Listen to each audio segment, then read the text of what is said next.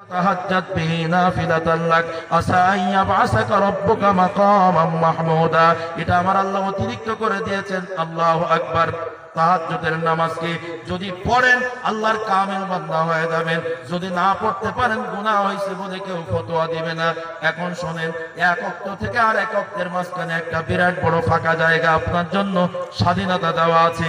এখন দেখেন, নামাজ দৈনিক 5 বার, রোজা বছরে 1 মাস, যাকাত বছরে 1 দিন, হজ জীবনে 1 বার, মা বাবার খেদমত করা ফরজ। তাহলে এটা কি হজের মতন জীবনে 1 বার? কথা বলেন না, আমি যে কথা বলছি তাড়াতাড়ি খুঁজে পাবেন না রে ভাই। শোনেন, মা বাবার খেদমত করো, এটা কমন কথা, সব নবীরা বলে, বড়রা ছোটদের বলে, শিক্ষক ছাত্রকে বলে মা বাবার খেদমত করো। কিন্তু কিভাবে করব জানি না, বুঝার জন্য বলছিলাম। ভাই তাকান, মা বাবার খেদমত করা ফরজ, তাহলে কি যাকাতের মতন বছরে 1 দিন ফরজ? গুরুত্ব বোঝাচ্ছে। মা বাবার খেদমত করা ফরজ, তাহলে কি রোজার মতন 1 মাস খেদমত করব? মা বাবার খেদমত করা ফরজ, তাহলে কি নামাজের মতন দৈনিক 5 বার? তালিকের মতন। এতক্ষণ আমরা যা বললাম কথা কিন্তু মেধাই নেন। মা বাবার খেদমত করা ফরজ, এটা নামাজের মতো নয়, বরং মা বাবার খেদমত করা ফরজ, এটা এত গুরুত্বপূর্ণ। বান্দারে, তুমি তোমার চোখের পাতাটাও তুমি খারাপ নজরে মায়ের দিকে তাকাইতে পারবা না। এ বান্দা, তুমি তোমার মায়ের সাথে কোনোদিন, তোমার বাবার সাথে কোনোদিন ধমক দিয়ে কথা বলতে পারবা না। যত রাগ হোক না কেন, তোমার রাগ নিমিষে কবর দিয়া। যতদিন তোমার মা বাবা বেঁচে থাকবে, এই মা বাবার সাথে একটা বারও তুমি ধমক দিয়ে কথা বলতে পারবে না। আমার আল্লাহ বলছেন, উফফি ওয়ালা তানহারহুমা ওয়া কুল লাহুমা কওলান কারীমা। এটা সবাই জোরে আওয়াজ দিয়ে বলেন আল্লাহু আকবার। আজকে আসেন, এখন আমি গুরুত্ব বোঝাচ্ছিলাম। আজকের মজলিসে যারা আছেন, মা বাবার খেদমত করা ফরজ, এ কথা সবাই জানে। কিন্তু একটা পরীক্ষা আপনাদের কাছে করি। ভাই বলেন তো, যত দিন যাচ্ছে আপনাদের যার যেখানে বয়স আছে সবাই একটু মিলান। বাংলাদেশের সাথে একদম বর্ডারে আপনাদের বাড়ি, এই সীমান্তে আমাদের ওই দেশের এই দেশের চরিত্র হয়তো বা মিলে যাবে। বলেন তো, যত দিন যাচ্ছে আমাদের সমাজে মসজিদ মাদ্রাসা বাড়ছে না কমছে? বুঝি শুনে বলছেন তো? আচ্ছা বলেন তো দেখি, আলেম ওলামা বাড়ছে না কমছে? বাড়ছে। আল্লাহু আকবার। ওয়াজ মাহফিল বাড়ছে, কথা বলেন না। এখন সমীক্ষা করেন, দিন দিন ওয়াজ মাহফিল বাড়ছে, মসজিদ বাড়ছে, মাদ্রাসা বাড়ছে, আলেম ওলামা বাড়ছে। শেষ প্রশ্ন করি, মা বাবার কষ্ট কমছে না বাড়ছে? উত্তর দেন। এটা বাড়ছে। তাহলে এখন উত্তর দেন, সব হুজুরা মিলে উত্তর দেন। কারণ কি?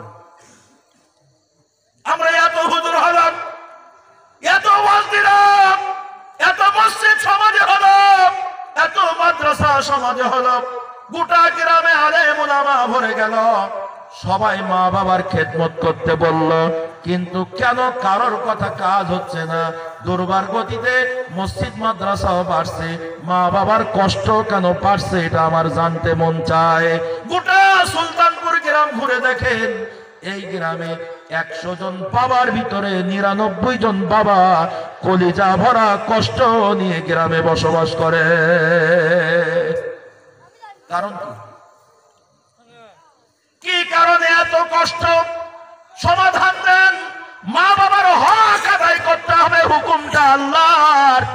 এটার গুরুত্ব আমরা বুঝি না। তাই শোনেন, আপনার 60 বছর বয়স, নামাজ পড়েন নাই, আজকে যদি তওবা করেন, আল্লাহ মাওলানা আব্দুস সামাদ আজাদ এসে বলল নামাজ না পড়লে মসজিদের খাটিয়া দেবে না। আমি আজকে তওবা করলাম, রব্বুল আলামিন আজকে থেকে আর কোনোদিন নামাজ ছেড়ে দেব না।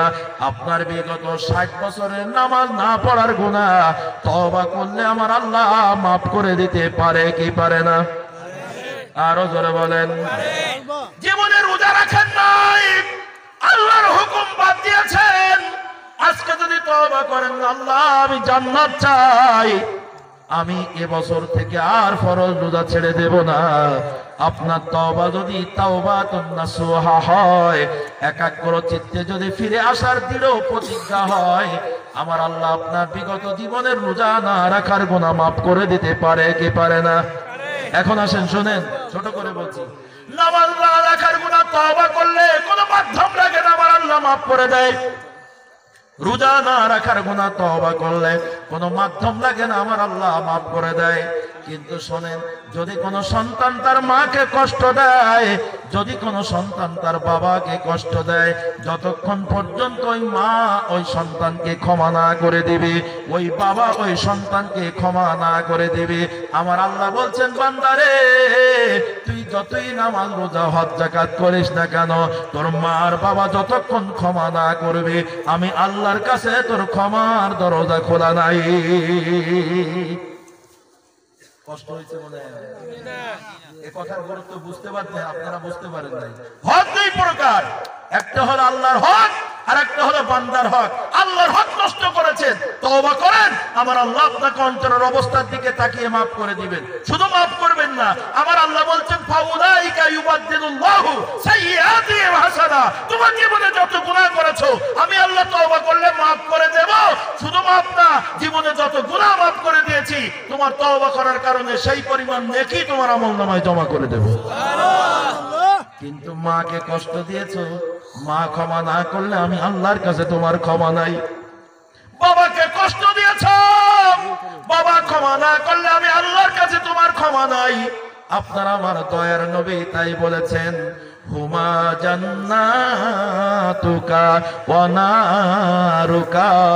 হে সন্তান, তুমি তোমার দিকে তাকাও, তোমার মা তোমার জন্য জান্নাত, তোমার বাবা তোমার জন্য জান্নাত, আবার তোমার মা বাবা তোমার জন্য জাহান্নাম। মায়ের হক আদায় করেছো, বাবার হক আদায় করেছো, জান্নাতি সন্তান। মা বাবাকে কষ্ট দিয়েছো, তুমি যত নম্বর নামাজি হও, আমার আল্লাহর জান্নাত তোমার জন্য এখনো বরাদ্দ নাই। এখন ফিরে আসেন, কেন মা বাবাকে আমার আল্লাহ এত দামি বানিয়ে দিলেন? আমি যেভাবে কথা বলছি, আমি যেখানে বলছি, এই জায়গায় মা বাবার হকের ওয়াজ হয় না। মা বাবার হকের ওয়াজ হয় দু একটা কিচ্ছা কাহিনী বলে, কিন্তু মা বাবার কেন খেদমত করতে আমার আল্লাহ বলেছেন। 2 মিনিট আপনাদের সামনে কথা বলি। বর্তমান সময় দ্রব্যমূল্য বেশি না কম? চালের দাম বেশি, দিন দিন বাড়ছে না? তরকারির দাম বাড়ছে, তেলের দাম বাড়ছে, প্রত্যেকটা জিনিসের দাম বাড়ছে।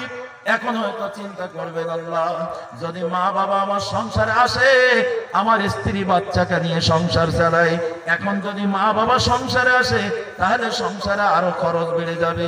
ও আল্লাহ, আমি এই পৃথিবীতে আসতে চাই নাই, আমাকে কেন তুমি দুনিয়ায় পাঠাইলে? আর এত কষ্ট করে রোজগার করি, তা আবার মা বাবার কেন খাওয়ানো লাগবে? আমার বড় কষ্ট হয় রোজগার করতে। আল্লাহ তুমি বলে দাও, কেন মা বাবার খেদমত করতে তুমি আমাকে বললে?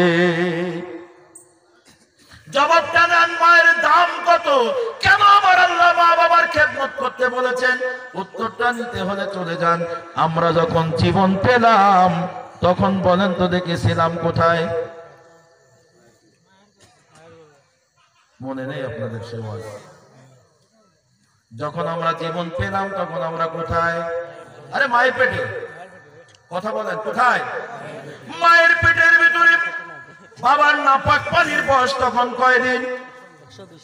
জোরে বলেন, জোরে বলেন। 120 দিন। আল্লাহু আকবার। একটা গোস্তের টুকরার ভিতরে আমাদের এই সুন্দর জীবনটা আমার আল্লাহ দিলেন। শুধু লাফায় গোস্তের টুকরা। আমাদের হাত তৈরি হয় নাই, পা তৈরি হয় নাই, মাথা তৈরি হয় নাই, গোটা বডি স্ট্রাকচার কিছুই তৈরি হয় নাই।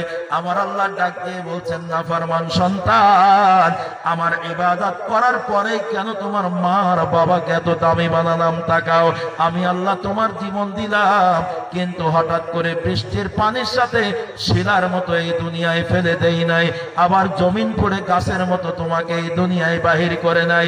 এই নাফরমান বেঈমান সন্তান, তোর মতন কুলাঙ্গার সন্তান, যে বাবাকে কষ্ট দিস, মাকে কষ্ট দিস, মায়ের উপরে চোখ রাঙিয়ে কথা বলিস, বেঈমান সন্তান রে, একটু তাকা। তোর জীবনটা আমি দিয়েছি তোর বাবার নাপাক পানি থেকে। এটা হলো তোর বাবার প্রথম, তোর বাবা তোর কাছে, আল্লাহু আকবার, তোর বাবা এজন্য দামি। নাম্বার 2, তোর বাবার নাপাক পানি যদিও দিয়ে বানিয়েছি তোরে, কিন্তু তোর মায়ের দিকে তাকা। তোর মা তোর গর্ভের ভিতরে 9 মাস 10 দিন পর্যন্ত গর্ভে ধারণ করেছে।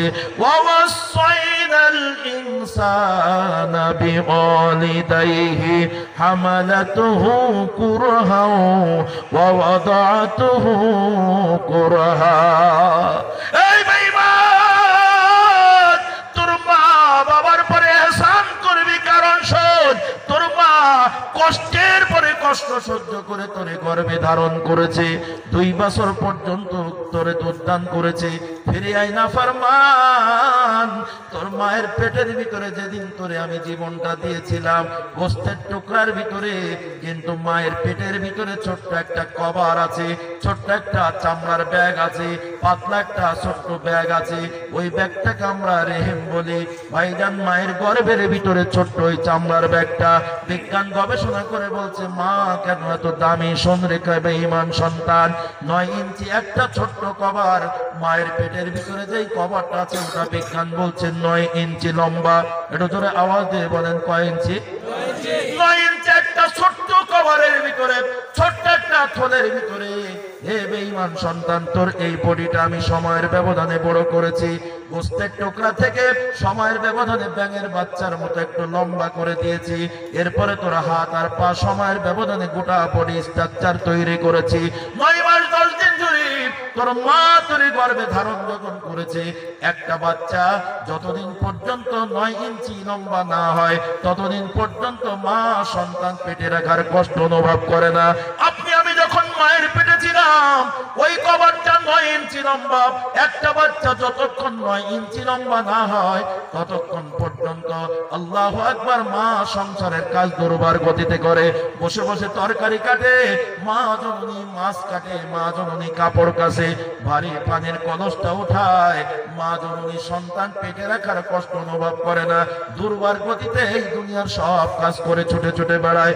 হঠাৎ যেদিন সময়ের ব্যবধানে একটা বাচ্চা 10 ইঞ্চি লম্বা হয়, তখন মায়ের পেটের কভারটা ছিল মাত্র 9 ইঞ্চি, এখন 10 ইঞ্চি বাচ্চা লম্বা হয়ে যাচ্ছে। 1 ইঞ্চি কোন জায়গায় লম্বা হবে? মাথা থেকে নিচের দিকে, মাথাটা গোল, ওখানে লম্বা হয় না। ছোট্ট পাতলা মায়ের পেটের ভিতরে যেখানে আমরা ছিলাম ওই রেহেমটা এখন 1 ইঞ্চি লম্বা কোথায় হবে? বিজ্ঞান গবেষণা করে বলছে বেঈমানের দল, গায়ের শক্তি রাখার জায়গা তুমি পাও না। তোমার সেই ছোট্ট পাটা যেখানে ছিল ওই পায়ের পাতাটা বড় চিকন জায়গা, চামড়ার পাতলা কভারের কাছে টান লাগে 1 ইঞ্চি বাড়তে হবে, নইলে চামড়াটা 9 ইঞ্চি, ওর ভিতরে তোমার পা বেঁকে যাবে, তুমি বিকলাঙ্গ হয়ে যাবে। আমার আল্লাহ চামড়াটাকে এমন নরম করে দিলেন, বাচ্চারে সন্তান তোমার পায়ের পাতা যেখানে আছে ওখানে ফট করে 1 ইঞ্চি লম্বা হয়ে যায়। মায়ের পায়ের পাতাটা, সন্তানের পায়ের পাতা যখন লম্বা হয়ে যায় তখনই 10 ইঞ্চি ওই কভারটা লম্বা হয়ে গেল।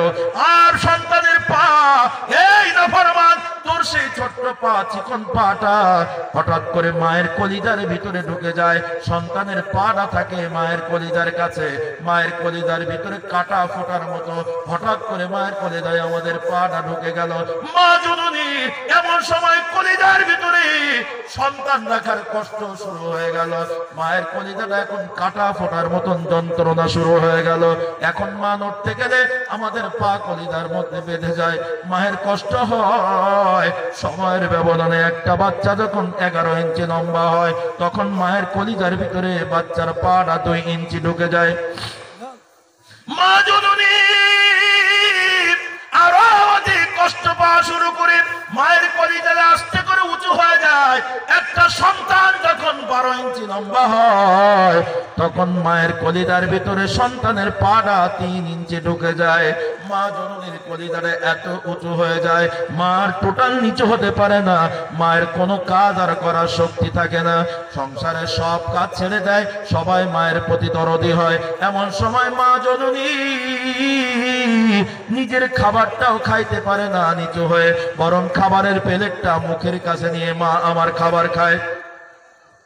মা জননী যখন খাবার খায়, খাবার খেতে খেতে হঠাৎ পানির প্রয়োজন হয়ে যায়, মা এমন সময় নিচু হয়ে পানির গিলাস নিতে যায়। এমন সময় আমাদের পাটা মায়ের কলিজার ভিতরে, মা যেই নাকি নিচু হয় আর মায়ের কলিজার ভিতরে আমাদের পাটা ঢুকে যায়। এমন সময় আমাদের পা তৈরি হয়ে গেছে, হাত তৈরি হয়ে গেছে, দুনিয়ায় আসার শুভক্ষণ আমাদের হাতছানি দিয়ে ডাকতেছে। তাই আমরা পা আর গোটো করে রাখতে পারি নাই, বরং যেই নাকি চাপ লেগেছে সঙ্গে সঙ্গে পাটা নাড়া দিয়েছি। কে আমার পায়ের উপরে চাপ দিল? বিজ্ঞান গবেষণা করে বলছে, একটা সুস্থ সন্তান মায়ের পেটের ভিতরে যতক্ষণ থাকে, যতদিন পর্যন্ত ডেলিভারি না হয়, কমপক্ষে 4 থেকে 4,500 বার মায়ের কলিজার ভিতরে সন্তানটা লাথি মারে। আমরা মায়ের কলিজায় লাথি মেরেছি। এমন সময় মা খাবারের প্লেটটা ছেড়ে দিয়েছে, আর খাইতে পারে না, বুকের যন্ত্রণা শুরু হয়ে গেছে, পানির গিলাস রেখে দিয়েছে।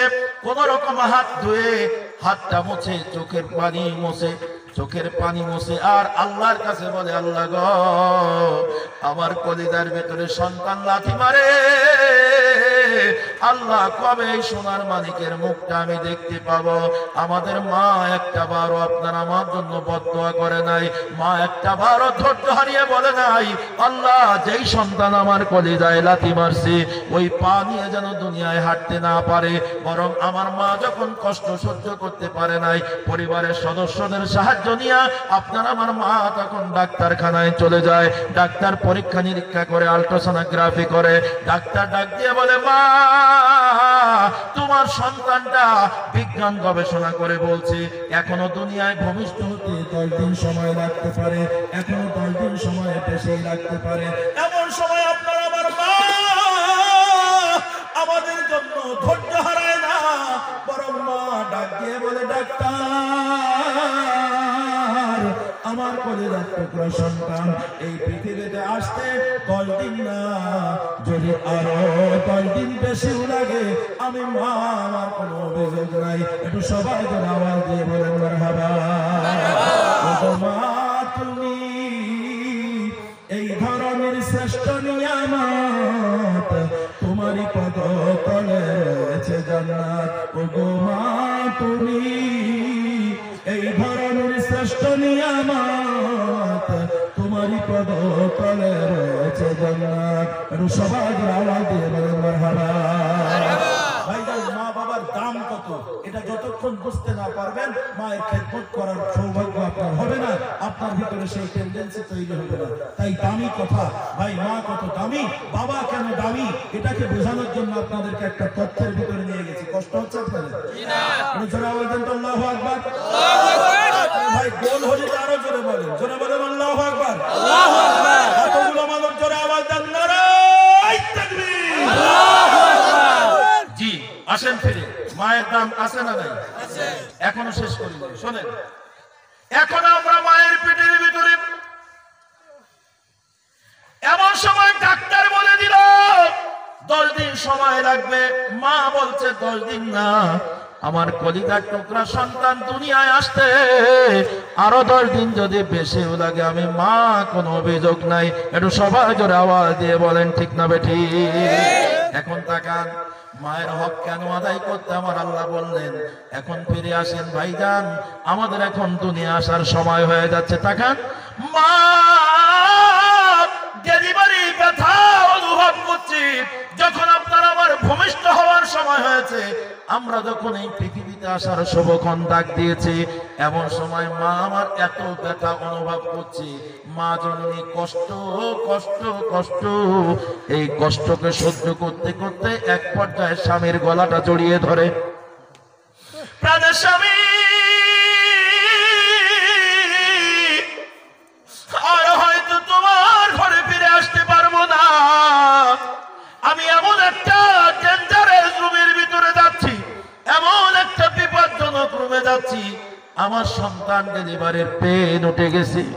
একজন মা কানের দুল খুলে দেয়, হাতের চুড়ি খুলে দেয়, গলার হার খুলে স্বামীর হাতে তুলে দেয়। প্রাণের স্বামী, সংসার জীবনে অনেক কষ্ট করে তুমি আমার এই গহনাগুলো দিয়েছিলে, এই নাও তোমার গহনা তোমার হাতে দিলাম, কারণ আমি মারা যাওয়ার পরে হয়তো বা তোমার গহনাগুলো ফেরত পাবে না। একজন স্ত্রী তার স্বামীর গলা জড়িয়ে ধরে কান্দে, শেষ বিদায় স্বামীর কাছ থেকে দিয়ে যায়, স্বামীটাও কান্দে, দুইজনের ভিতরে কান্নার রোল পড়ে গেছে। আপনার আমার মতন নাফরমান সন্তানের জন্য, আপনার আমার জন্য, আপনার মা আপনার বাবা এত কষ্ট করে দুইজন কান্নাকাটি করে সম্পদগুলো রেখে গহনাগুলো খুলে দিয়ে মা আমার ডেঞ্জারেস জমির ভিতরে ঢুকে গেল। শুধু তাই না, মায়ের কাছ থেকে বিদায় নাই, বাবার কাছ থেকে বিদায় নাই, পরিবারের সদস্য যারা আছে সবার কাছ থেকে মা বিদায় নাই। সংসার জীবনে চলতে যে কারোর সাথে যদি কোনোদিন গন্ডগোল হয়ে থাকে